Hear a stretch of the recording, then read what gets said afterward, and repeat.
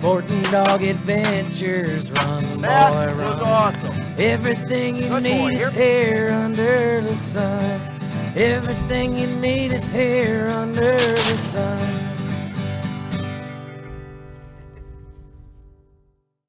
The Sporting Dog Adventures podcast is proudly brought to you by Saki Acres Retrievers. Whether you're looking for a black, yellow, or chocolate Labrador Retriever puppy, please check out our website for more information at www.sagiacres.com. You can also email Jeff at sportingdogtv@gmail.com or call 262-215-9683. And remember, everyone deserves a Sagi dog. Hey, welcome to the Sporting Dog Adventures podcast. I'm your host, Jeff Fuller, and today I wanted to talk to everyone about some good topics. Figured we could talk today about the importance of starting your obedience work with your hunting dog or with your dog that you're going to take in the outdoors and have off leash, as well as your conditioning. It's important to start this stuff now so that you don't get close to season and then decide, okay, I'm going to get my dog in shape, and you only have 2 weeks to go. When is a dog old? I guess you could ask the same thing about when is a person old. A lot of age has to do with the shape that we keep ourselves in throughout our lives, and that also goes for the dog. If you're not taking care of yourself as a person and you're overweight, you're not exercising, you get more injuries, reduced endurance, a lot of those things. The same is for your dogs. Now, I'm not here to profess how to be in shape. I will tell people all the time when I talk to them about their dogs, I'm the number one person that is constantly struggling with a life balance of making sure that I'm getting exercise, working out, and keeping my weight at an acceptable level. I am constantly trying to change my lifestyle and what I eat, because I don't believe in diets, but I believe in a lifestyle change. And that would be the way to look at it, something healthy you can do with your dog, a lifestyle change. And that starts when you start looking at hunting as trying to get out with your dog several months, if not 3 to 4 months before season. And if you can, just make it a year-round thing. But now would be the time to start making plans on working with your dog on proper hold, working with them on retrieves, working with them on obedience, and then also taking them out in the field, whether it's into an area where it's like a simulated hunt, or just taking them hiking and having them out there so that they understand that they have to listen and that they have to come the first time that you command them, but also giving them so much praise that you are modifying their behavior to make them make those good choices. A well-bred dog is bred to want to please you, being the owner. And we get that through using negative reinforcement, which would be your e-collar or a stern voice, and then using your positive reinforcement, which is not just telling them good dog, it's voice inflection, good dog, it's body posture, body language. It's giving them this over and over again so they understand, wow, they really love it when I do this. And that's how we modify their behavior to make them choose this. You can do this at any time of the year. The best time is just work with your dog, have them out hiking, put them on a sit command, make them sit there. Good dog, good. And this would be if you've already worked with your dog in the yard and where there aren't distractions. Work with them on their whistle training. One whistle, sit, beep, sit, beep, sit, to the point where at the end of the week, it's just beep, and they're going to sit. Work with them on a recall command. Here, beep, beep, here, beep, beep, with your whistle. And at the end of the week, it's just beep, beep. Why can't you use this when you're out on a hike?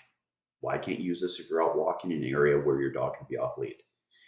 It is all training, but yet it is fun for the dog. It's going to be fun for you because your dog's going to respond better, and you will both get yourself into better shape. Again, when we look at a dog, we look at what is old. I would say with dogs, old age is somewhere around that 6 to 7 year old.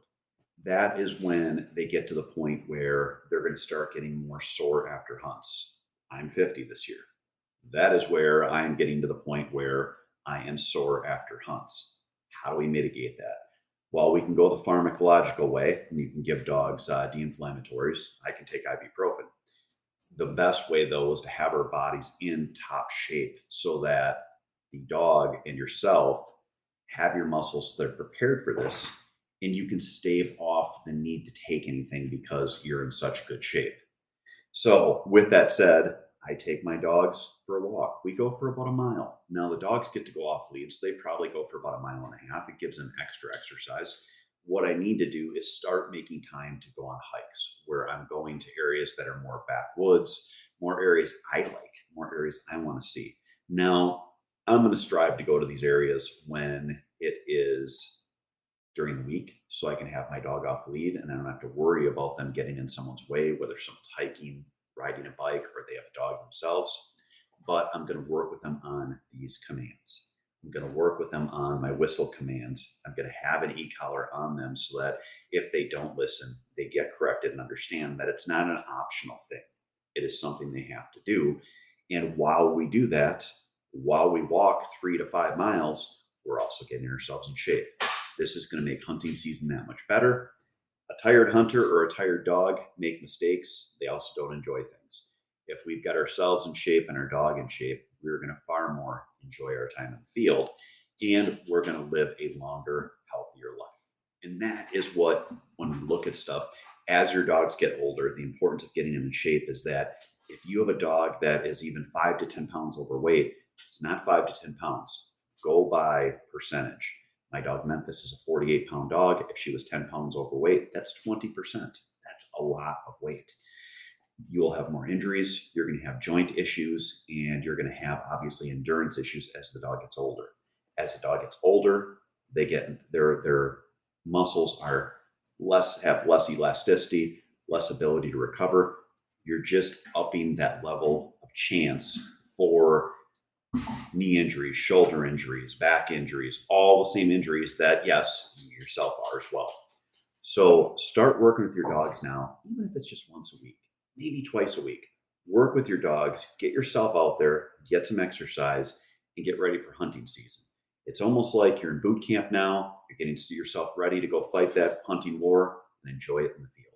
Your dog is the same.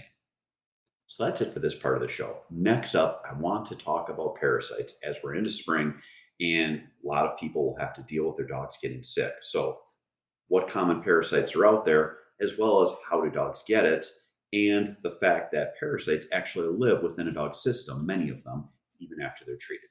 All that and more coming up after this.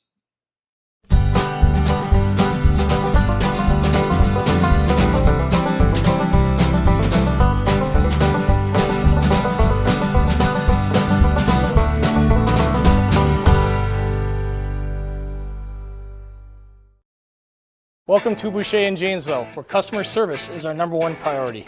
Our customers come back to us because of the experience that we provide for them. We're here to make sure that we find you the right car, one that fits your budget, and do so in a timely manner. When we say we ride with you every mile, it means we care about you and how you are treated. Estamos con personal que habla español en los departamentos de servicio y venta. Our certified technicians are here to help you with all your service needs. Visit us today at Boucher.com. At Boucher, we ride with you every mile. Hey, welcome back to the show. Today, I wanted to talk about parasites and honestly just kind of give people some facts on it from what I've seen, having been in the dog business now for, I dare say, 25 years. So when we talk about worming our dogs, we talk about giving them different medications. These are for parasites. Worms are common parasites. You've got roundworms, you've got hookworms, you've got tapeworms, you've got all these different worms that are out there. And generally speaking, dogs are getting those environmentally a lot of times from either eating different plant material that would have those on it, but usually it's from eating feces or drinking from a puddle or water source that is contaminated. How do you get contaminated water? Well, when you have an area where wild animals are going and they're drinking water, they're also going to the bathroom. That is what's leading to your contamination. Many times these areas are small, and as it gets warmer, the area of the water gets less. That is basically building the perfect petri dish. As we get warmer, that's when these things spring up and fester. Giardia and Coccidia are a single cell protoplasm. It is a cell that will grow in warm, stagnant water. So we don't see it as much in my state of Wisconsin when we get into fall and winter, but we absolutely see it as we get into the latter portions of spring into summer.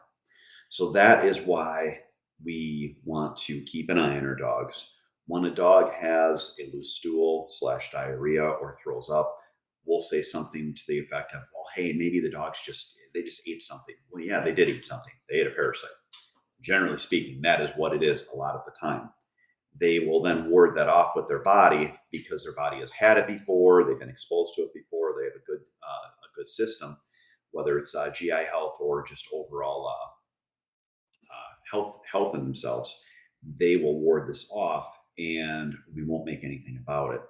But it is not uncommon for dogs to have a loose stool, to have blood or a mucousy look to their stool, and people will get very scared with this. And I understand that it is a scary thing. First thing you have to do if you have a dog that has diarrhea or is throwing up is make sure they can hold down water. Dehydration is your biggest enemy here. When we have dogs that pass from these things, a lot of times it's a simple parasite that the dog was dehydrated and they pass away from dehydration. So if you can't get to a vet right away, you're going to have it where you are worried about dehydration. Make sure the dog's getting a lot of water. How can we make sure they're getting dehydration or getting hydration? Have clean water around them often, but you can also put water in their food. These are two good ways to make sure your dog, whether your dog is sick or healthy, gets good hydration, because they're going to drink that water down to eat the food as they're going. You could even soak the food so that the food grows like 3 times the size of the normal kibble because it is so engrossed with the water. Again, this hydration is key to the dog for making sure that their body can ward this off and that they will get through it. The other thing is, if you're going to take your dog to a vet, and many times that is the answer, you want to make sure you're taking in a stool sample. Take a plastic bag. Yes, it's gross, but take some of the poop in, because that's what they're going to ask for. They'll test it. There's many tests now where they can look at stuff and they can actually figure things out pretty darn fast, usually within a half hour to 60 minutes. They can test it, look at it, figure out what it is, and then give you the proper medications. The other thing to do is, when you take your dog out, avoid stagnant water, swamps, puddles, lakes. You are putting your dog in a position where they are going to be drinking out of that petri dish. If you didn't have any water, you can go to a river that's got flowing water. Try to get it where the water is bubbling, is kind of splashing, almost like a fall. If you get into that type of water, that is going to be the most opportune if you didn't have water. But ultimately, it's taking water with you. Parasites are something that every dog gets. Even after they are treated, many times it will live within their system, whether it's in their muscle fiber or in their GI tract. And to prove that, I breed puppies. And I was always wondering, I asked the vet, I'm like, how do I have to worm puppies when my dogs and my mothers are having their pups in a concrete kennel, in a plastic whelping box that is being that is having things changed out of it, whether it's paper or wood chips every day? How are they getting worms from that? Is it from the paper? Is it from the wood chips? And that's when the answer was, well, no. When dogs get many of these parasites, you're not necessarily treating them to the point where it is gone. You're suppressing it to the point where it's not symptomatic, if that makes sense. So that's why sometimes your dog will get sick, because they're just under stress. What can cause stress? Well, in breeding dogs, 8 to 10 puppies sucking milk off of mom and taking a lot of her energy causes stress, or a trip, or a big exercise that if you take them on a 10-mile hike, these things can stress a dog, and then it'll do what's called as a flare, which a flare is that you see the symptoms. Then you have where the body is broken down a little bit. It pushes that parasite out into the body, and that's when you would get your diarrhea. That's when you could get your mucousy or some blood in your stool of the dog. And that is why you have to always look at this stuff and be as proactive as you can, but understand that at some point, you're probably going to deal with this. It's just part of having dogs. It's just making sure they're hydrated while they're not feeling well. If you take them to the vet, make sure you get a stool sample to take it in with you so they can check it and figure out what it is. So I hope that helps in the world of parasites so you understand it a little bit more. Next up, I want to talk about the reason we need to take good, clean water with us when we're out in the field. All that and more coming up after this.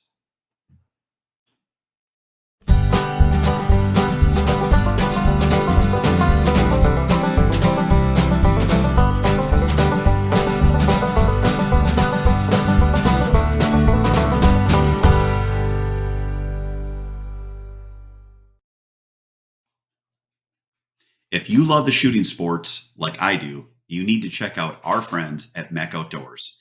They have fantastic products, whether you're looking at shot shell or metallic reloading, or you want to get yourself a clay thrower so you can practice up for the season. For more information, check out their website at mechoutdoors.com. The Sporting Dog Adventures podcast is proudly brought to you by Soggy Acres Retrievers. Whether you're looking for a black, yellow, or chocolate Labrador Retriever puppy, please check out our website for more information at www.soggyacres.com.